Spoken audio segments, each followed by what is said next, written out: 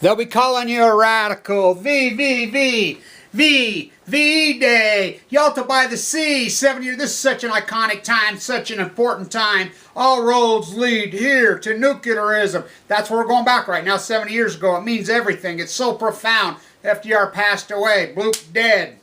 You know, Stalin, the whole thing. Yeah, Stalin evil. Of course he's fucking evil. But let's talk about he's even evil. You know, Churchill played that game. V Day, 7th, 8th, 9th, the surrender, 70 years ago. God, if FDR, I mean, Truman said if he was still alive to see this, you know, flags through half-mast for 30 days. Of course, now we fly half-mast for the military-industrialized complex. Eisenhower gone amok. This is so important that we talk about this. V, you know how I go with the V. That V is not for peace, that's for vendetta. That's what this all is about now. And before I go on this rant and this gig on the Trotsky got a blow to the head, which is a murder, I'm telling you, body laying right there all by itself. No witnesses, billionaire NSA rat, the fraction from him, the great equalizer. I want to talk about post-ignorance and the idea of post-ignorance and how this has evolved and what it is. And first and foremost, post-ignorance is a group of people. Yeah, I started it. I started it leading up to the 100th anniversary of the Shirtwaist Fire, my socioeconomic, you know, movement. As we've reeled, I wrote 10-10-10. Either we pivot now or let this military-industrial complex, this madness, this nuclear crazy train. You know that's what that song's written about. Crazy Train, Ozzy. You know that's what it is. It's about nuclear. The crazy train went off the fucking tracks. 311. It swallowed its fucking whole. As we record history with this incredible genre. This is like a nuclear reactor. You see the reactor and just think it is. You see me and you know, out in the street, all over, everywhere. I mean, my activism and why I'm critical condition, why sick in 30 years, this path, this journey has been incredible, but it's a group of people. You know, I want to say first off, thank you so much to Lonnie Clark. You know, her and I, as this thing evolved, thank you to Elaine. You know, he sent me a couple $1,000s for the walk up the coast, which was important. Wow, oh boy. Wow. Recording that little bit of history with this camera in this genre, this incredible genre, that's what art is. Art is communications. We record and we use, and I paint these paintings, but there's a group like a reactor, a uranium mine to here. Our little group, we're countering as David reached into the bag, and he pulled out, this is David, literally, versus Goliath. This is the greatest art genre in human history. That's what it has to be. I broke this down many decades and many years ago in my mind, that politically, socially, spiritually, has to be the artist, because we have no spiritual leaders because everybody's drank the Kool-Aid. The soup can populism gone insane amok. I want to say thank you to so many people. Thomas Ackerman, Patrick McCormick, Linda Sauer, the artists that have been involved in this. Kylie Fitzwater, Eric Jordan. You know, he designed all my websites and everything. This is a small group, an incredible thing. We've done a lot of shoestring, but we've had a shoestring. You know, her down under. Thank you down there in Australia. Thank you, John Kirk up there in Canada. Thank you, Gail in Germany. I mean, every corner. Thank you in northern London over there. Yeah, I mean, you guys are great. Thank you, Billy in Scotland. Thank me, Ryan in Scotland. You know, thank you so many people scattered around the whole country. It's amazing.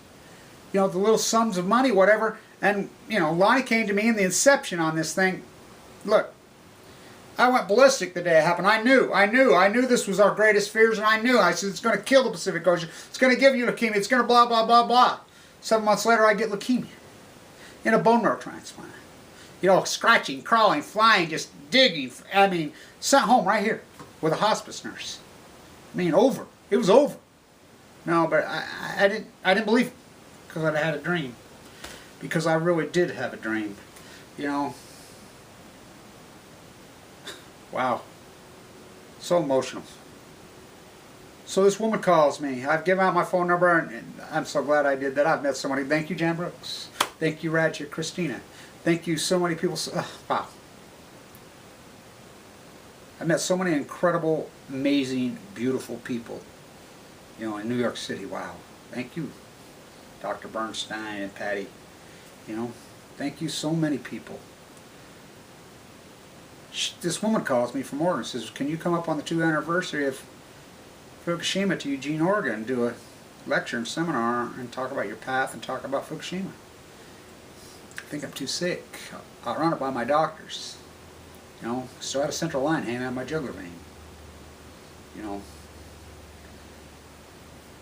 No, excuse me, that it'd come out right before that. And I'd been going around my journey and going around my path, but I was still very, very sick. I'd went through the RCM skirt in LDS bone marrow transplant, given a red 10, no chance. Had to pray. You guys watched me pray and do my thing. Had to make the decision on bone marrow transplant or not. It's a freaking horrible, freaking tough decision a person has to make. I really had to pray and meditate about that. Had a dream that night too. You know, the girl who freaking I was in love with who passed this disease, my father, I saw they came to me in my dream that night. They really came to me. You know, the birds, the environment that I love. Watch this ocean that I loved when I was a boy. We'd drive in my mother's car. We'd get down there by the ocean. I'd start to hyperventilate in the car. My twin sister say, "Mom, you don't need to pull over." He's just excited. Because I was autistic. I was mutated. My father, human lab rat, that beautiful person. Grew up here. I grew up here out on the edge of the lake. Such an incredible romance with the freaking landscape. The clouds moving across, the storms, the birds, the environment. I mean, out here, what a place. Oh, what a place it was. Still is somewhat. So in bed with nature, so solid there, so with the muskrats, with the blue herons, with the, you know, the ducks, the mule deer, the swallows. Oh, I love the swallows, the tundra swans, the flyway.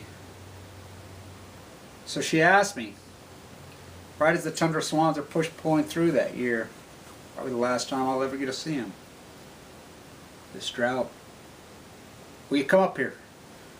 I think I'm too sick. I don't know if she is. I sure love it if you would.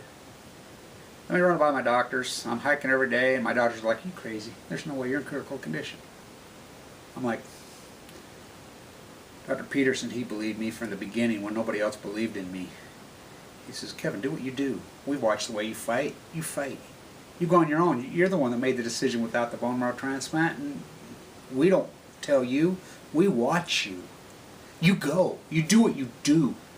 So I go up there, and you know, we had that painting up there, and bang my arm while she's putting it in. Lonnie's like, "Oh my God, look at you, you're just bleeding." I says, "Yeah, I'm very sick." Taking the count of 38. So we went along. She says, "Kevin, I think it's important that you take this post-ignorance and we'll record this history as you go, like you've been doing, but on location. What do you think?" I said, "I don't know. That's a big burden." This is, I mean, my hospital bill is staggering. You know, I'm fighting for my life. I'm in and out of. I have to stay connected to that bone marrow transplant center at all time. You know, I can't be away from it. So, talk to my doctors, and they says, "Well, you know, it's a bold move, but we think you should do it." Sent an offer hearing down there, battling, fighting with them, kicked out of there. I mean, how powerful was that? You know, Megan Rice trial, got a gun pulled on me. Got to see Oak Ridge, got to see Megan, in the trial, recording history. Wow, got to see all that. New York City, our walk to Alexander Hamilton's grave from Washington Square. Clear back then, how powerful was that? At the USS Reagan all summer in 2013 and 14. Wow, how historical was that? How important. Recording these little things, walking up the coast of California, you know, hundreds of miles, sleeping on the ridges with the, oh, wow, I gotta tell you. Sleeping on the edge of that freaking, those giant redwoods, on the edges, listening to the elephant seals bark. Wow. Looking at the dead tide pools, starving to death mama sea lions, the big, beautiful pines dying, gray whales freaking fighting for their lives. Slowing down, walking, the meditation. It's a group. It's like a nuclear reactor. A nuclear reactor, you see the nuclear reactor, you see this little clop of me. But a nuclear reactor, that's what we're up against. These. It all lives at V-Day, V-Day. No royals. That was the Atlantic Conference. That was UN. No fucking royals. Remember, no fucking royals. The war to end all fucking wars. The military-industrial complex has gone fucking insane in this country. The American populace is insane. They're fucking drunk on ignorance. Oh, did I name it fucking right? Post-ignorance. Protesting in front of the moment, the exact moment that the fucking royals in the forbidden fucking city, fucking over there fucking grandstanding, countering the fucking rats in a fucking hardcore way, putting up with the... You gotta realize, why in critical condition, getting emails fucking from thousands of people fucking rooting for me to die. The argument, I spent 3-4 hours a fucking day holding off the fucking rats, the fucking knee-jerk, because they thought I was crazy. Oh, they didn't believe any of this. Fukushima, no, it's a fucking fairy tale. In front of the Million Masked Man March. Who can, you tell me in the history of this country, tell me anybody who could fucking do this on a fucking Tuesday. Hold off the group, Kev, at the Washington. Hold them off. Can you hold them back? Can you hold them back? Washington, D.C. police. Hold them back. Why? Why? Fuck it, we're going. Fuck it, we don't give a fuck. We have nothing left to lose. Fuck it. You know, everybody fighting. Groups of fucking paid shields and fucking rats fucking attacking us. Fuck you. You know, you want to either fucking go with us and fight, or fuck you. Let's just go. And I just went. Down 15th, down across country on a fucking Tuesday. Without a fucking permit. Shut down the whole fucking city. Who can do that? Stop, Kev. Wait. Why? Because we're going to give you a police escort. Because I talked to the fucking White House police before. You know, the day before. What? You don't think you can get leukemia? You know, I'm fighting for you and your kids. We're fighting the nuclear cartel. Where they catcall in the audience. Oh, you're going to talk about aliens next. I awoke a sleeping giant, Anonymous, that day. Who can fucking do it? Nobody can do that. We did it fucking twice. Shut down in front of the Federal Reserve. You look at the video in front of the fucking Federal Reserve. Lined up. Down fucking Constitution. Fucking cars. Wait. Do you get... We'll wait. Kev, you need a juice. You need any water. Nobody can fucking do that. Storm the fucking FBI. Storm the fucking while sick. All these fucking places all over the fucking thing because our small little group. This is not just me, representational. This is fucking erupting out of me. It is you. It's me. It's our small group. It's like a nuclear reactor. They're the uranium mine. They're the Price Anderson. They're the fucking cheating lying lobbyists. They're the black and yellow media fucking whores. They got the giantest fucking cabal. For they are fucking... We are few and they are many. We have no chance. What do I do? I am William Wallace. You know, I am Aaron Swartz. I am all these people that came in front of me because, like they were a fucking group that believed in the impossible. Scarborough Fair. That's exactly what we are. Just because it's impossible, doesn't believe. Just because it's a fucking myth, it's a fairy tale. Is it? Is it? Is it, Cassandra? Is it really? Really, look what we talk about in the art and the thesis. We made the things. We made the paintings. We made the fucking art. All over the fucking Dogma Burgers in Calgary. You know, all over. This fucking fight in this fucking journey. We have recorded history with the greatest fucking genre in human history. VE Day. What a fucking powerful fucking few days that was in the world. How fucking spirits soared. And people were born and things, but...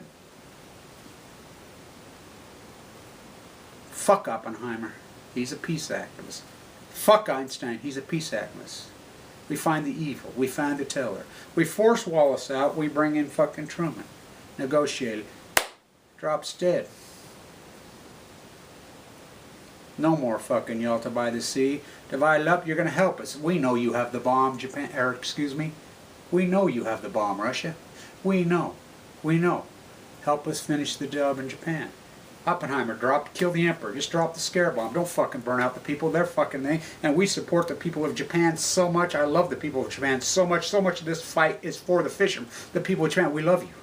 We honestly, in our souls, this post-ignorance army, this group, whatever you know, we love you. We love everybody.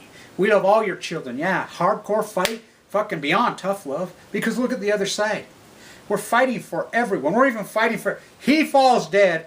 Dead. Why fight for him? For honestly, we really do. Yeah, I may fucking go off whatever, but when it comes right down to this in the soul of our souls, we love our enemies. We absolutely love our enemies. We love their children. We're fighting this impossible thing. Is it mythological? Is it? Really? Is it? We still tell those stories. We still talk about those stories. Cassandra, Spartacus, fucking David versus Goliath. We still talk about those. William Wallace. We still talk about those. Real people, Jesus Christ. We still talk about those. So is it really? Is it really impossible? Humanity's impossible. Fucking living with 7 billion people on a fucking planet's impossible. Right can't be done. Fuck, the whole fucking story of Earth, the whole story of humanity is an impossibility. It's a big fairy tale fucking dream. But the only reason it goes on is because people like us. People like us, we grabbed it fucking together and we fucking believe, because that's called the light. Kevin, go home and die. You have no chance. You're a red 10. No red 10's ever walked out of the East 8 bone marrow transplanted LDS in its history. Ever. Ever. You're 51. You're not 21. Go home and die. No, because I believed in the fucking impossible. I believed in myself. I believed in Anak who passed before me. I believed in my father who was fucking human ladder idol. And I believed in the country in Western. I believed in fucking Hamlet. The fucking Shakespeare wrote that fucking story, Danish, the country Western version of Hamlet. Of course, despite that I was ever born. But my path was.